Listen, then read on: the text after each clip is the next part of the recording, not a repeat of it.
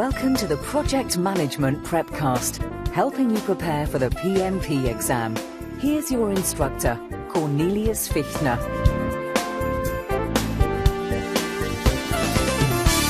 Welcome back to part 2 of our review of the process Identify Project Stakeholders. In part 1 of this lesson, we saw an overview of the process, discussed the inputs, and got halfway through the tools. And we're now finishing up with the techniques, outputs, and we'll do a review at the end as well. We can usually identify the project's main or primary stakeholders quite easily. Yes, every project is different, there will be different stakeholders, but there are groups or types of stakeholders that you will likely have on every project, beginning with you, the project manager. As the person responsible for managing the successful delivery of the project, you definitely have a major stake in the outcome. Then we have the customer or user. These are the people or organizations that will use the project's product. There may be multiple layers of customers. For example, the customers for a new pharmaceutical product, they can include the doctors who prescribe it, the patients who take it, and the insurers who pay for it. In some application areas, customers and users are synonymous, while in others, customers refers to the entity acquiring the project's product, and users are those who will directly use that product. And then we also have the performing organization. This is the enterprise, the organization whose employees are most directly involved in doing the work of the project. Next, we have the shareholders of your company. They can be considered a distant shareholder. After all, if your project does not deliver the expected success, then the funds for the project, they were spent without receiving the expected profit or benefit. That would go to the shareholders. Then we also have strategic partners. Your project may require them to include strategic partners with whom you have teaming agreements. Therefore, they instantly become a stakeholders.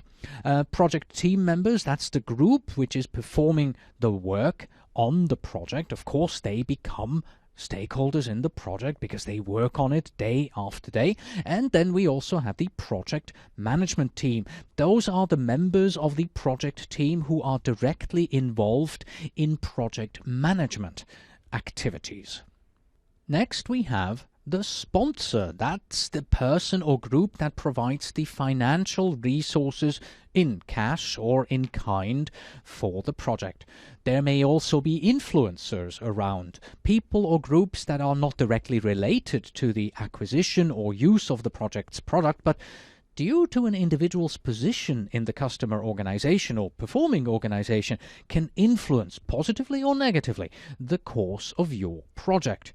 And lastly, in the group here of the main stakeholders, we have the PMO. If it exists in the performing organization, the project management office will likely be a major stakeholder, since it will have direct or indirect responsibility for the outcome of the project. These stakeholders, they may or may not be primary owners of the project, but they will be nonetheless determine whether it succeeds or fails. Having a clear understanding of who they are is the first step towards success.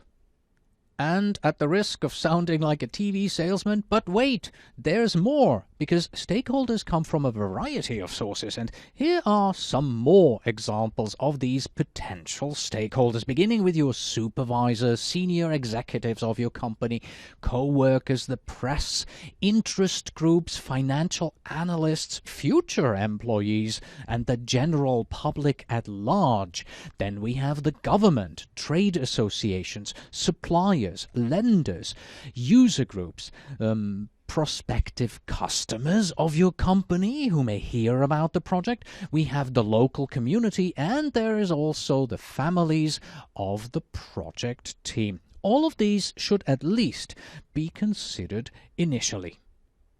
Remember, although stakeholders may be both organizations and people, ultimately you can only communicate with individual persons.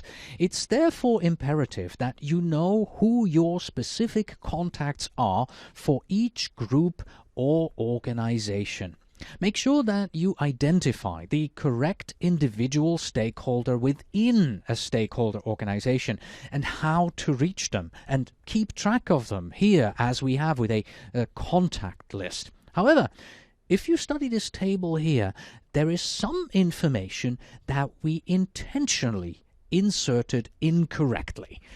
Can you see it? I'll give you a couple of seconds here. Take a look at the last column, the responsibility. This is the column that identifies who on our side of the team is responsible to manage this particular stakeholder. And as I said, as we started on this slide here, you can only communicate with individual persons, and an individual person can only communicate with an individual. Therefore, this column should contain the name of our internal resource who is responsible, and not their title or department. Now that you have a comprehensive stakeholder register, it's time to determine who the real players are on the project. We do this through analysis and classification. And remember what I said about expert judgment? You're gonna need it. So here are some general characteristics that will allow you to analyze your stakeholders, beginning with the potential in terms of strengths and weaknesses of the stakeholder, and what could the stakeholder contribute or withhold from the project.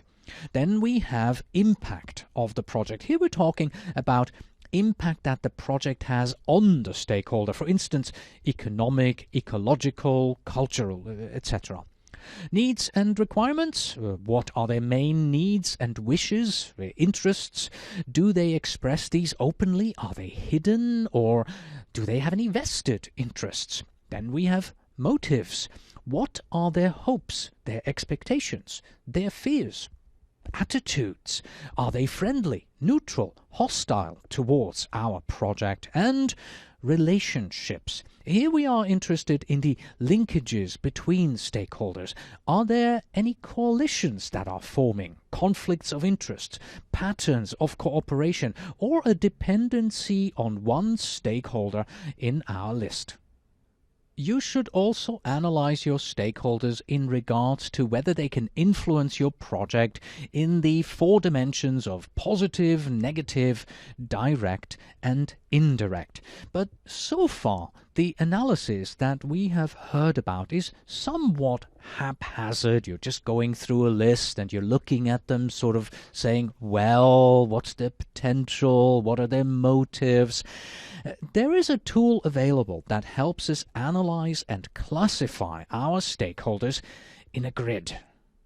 The reason why we want to not only analyze the stakeholders but then also classify them is simple: focus. If you perform a proper in-depth stakeholder analysis, you will easily come up with a rather long stakeholder register.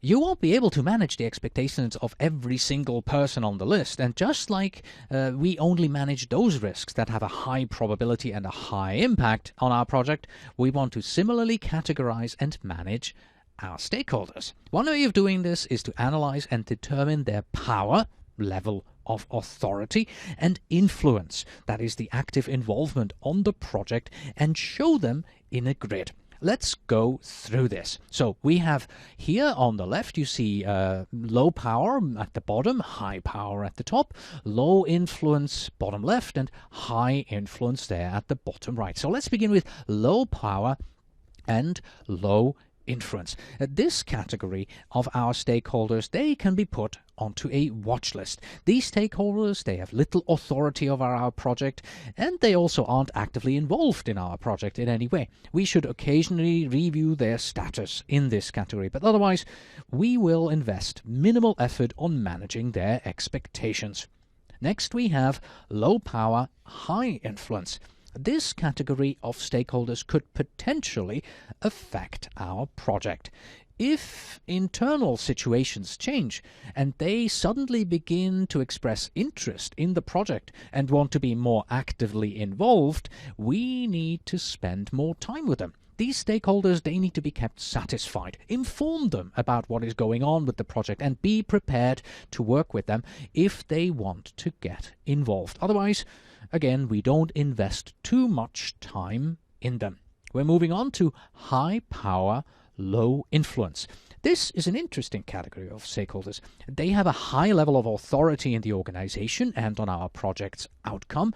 It could affect them personally or as a group, but their influence or level of involvement is currently low and their efforts are kept in check because of that. However, this group of stakeholders often has the ear of those that really matter. We therefore want to work closely with these stakeholders. We want to ensure that they are satisfied and we want to turn them into champions for our projects. And finally, we have those that are high power and high influence. Now, these are the real movers and shakers on the project. These are your vice presidents that have a vested stake in the outcome of the project. These are your environmental groups who can mobilize the public for or against you. These are the unions on whose workers your project depends. These are the department managers whose resources work on your project in a matrix situation.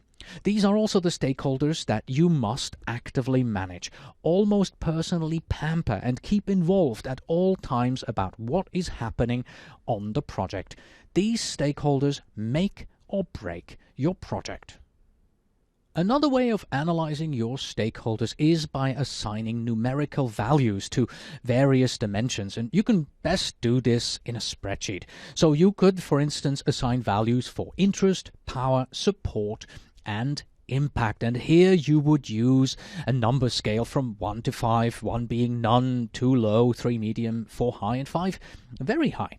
And one question that I often get about such a matrix is this: how do you deal with project challenges? Do you assign a negative number for them in the support column, like we have done here with the user group, the third one that you saw appearing in this table? Well, there are 2 ways that you can do this. You can have just one spreadsheet and have everybody in the same list. You assign positive numbers to champions and neutrals, and you assign negative numbers to the challengers, just like we have done here. And then you sort it, and you concentrate on the ones with the biggest positive and the lowest negative numbers. Some of them will be at the top of the list, the others will be at the bottom of the list. However, personally, I prefer to use 2 tabs. So, same spreadsheet, but 2 tabs, create 2 lists. And here I have one list, one tab for the champions and the neutrals, and another one for my project challengers. And I can assign positive numbers in both cases. Now I have a separate list, and I focus on those that are at the top of either list. Let's take a look at a few reasons why you should know and actively manage these stakeholder categories. First of all, you can use the opinions of the most powerful stakeholders to shape your project at an early stage. Not only does this make it more likely that they will support you, their input can also improve the quality of your project. Then, gaining support from powerful stakeholders can help you win more resources. This makes it more likely that your project will be successful.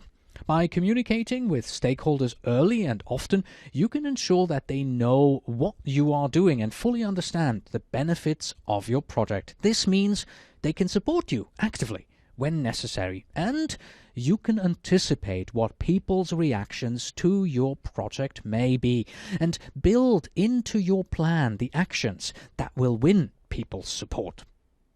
There is one final important aspect under which we should view our stakeholders.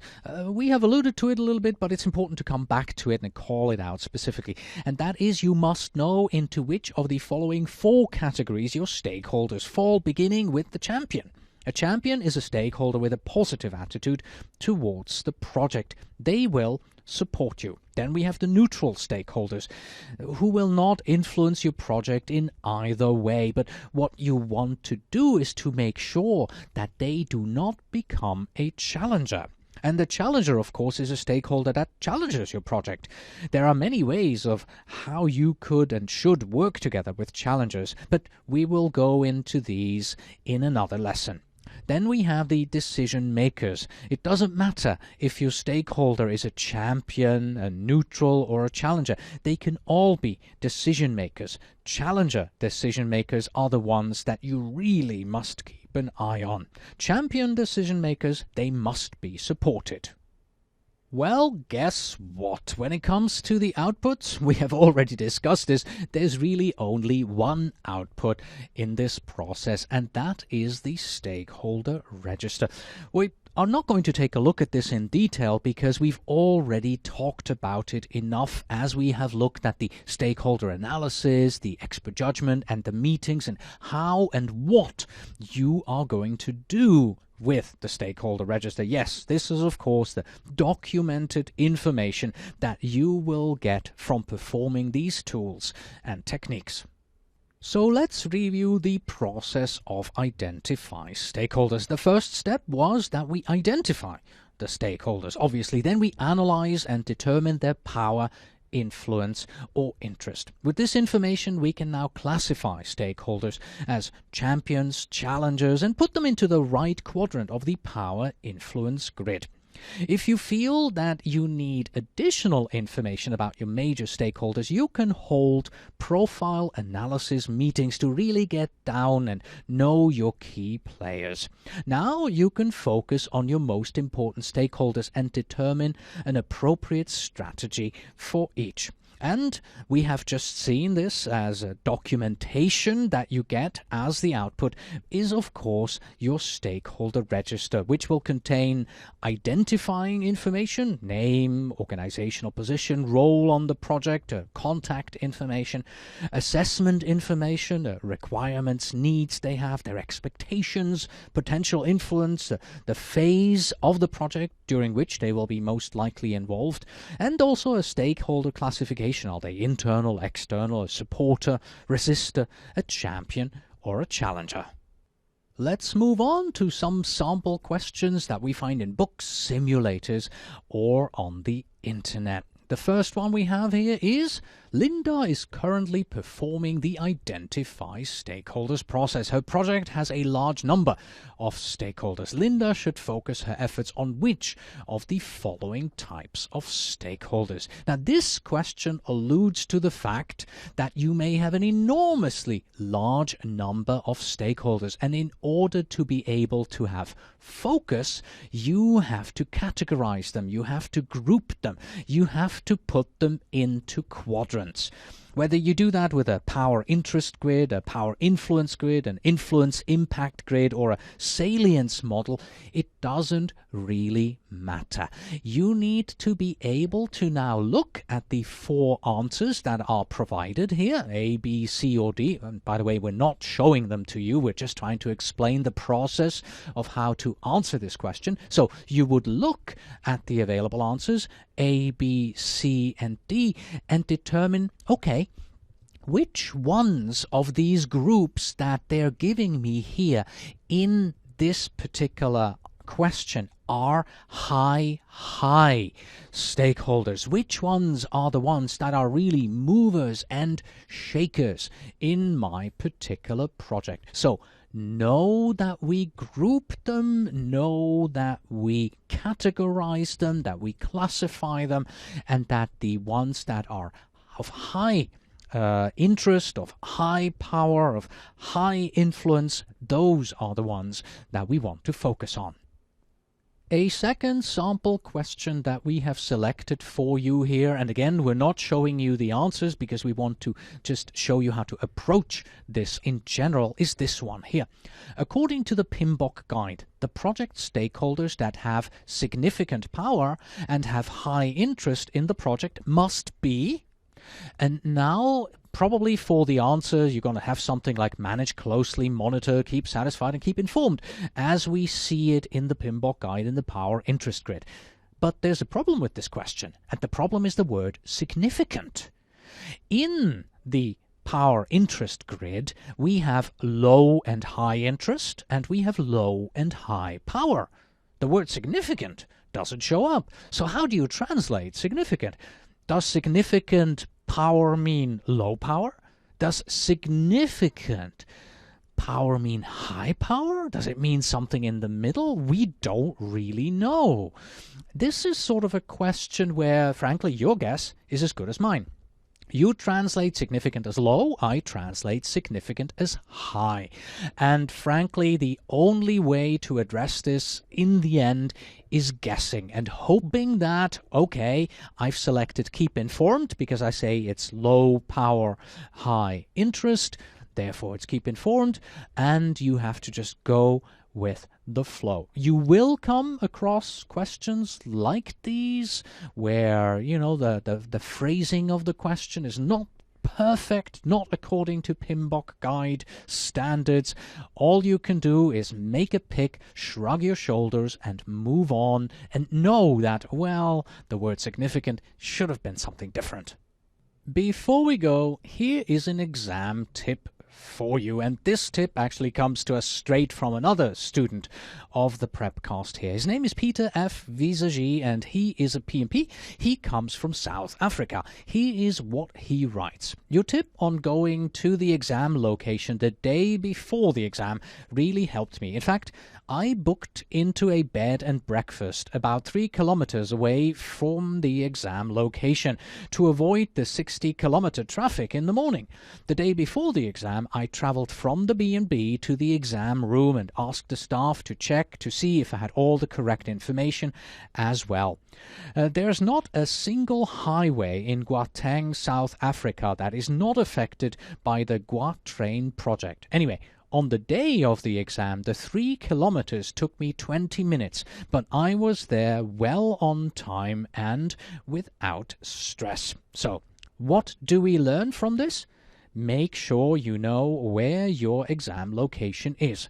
Make sure you understand your traffic situation and minimize your risk of letting avoidable events shatter your exam day to pieces.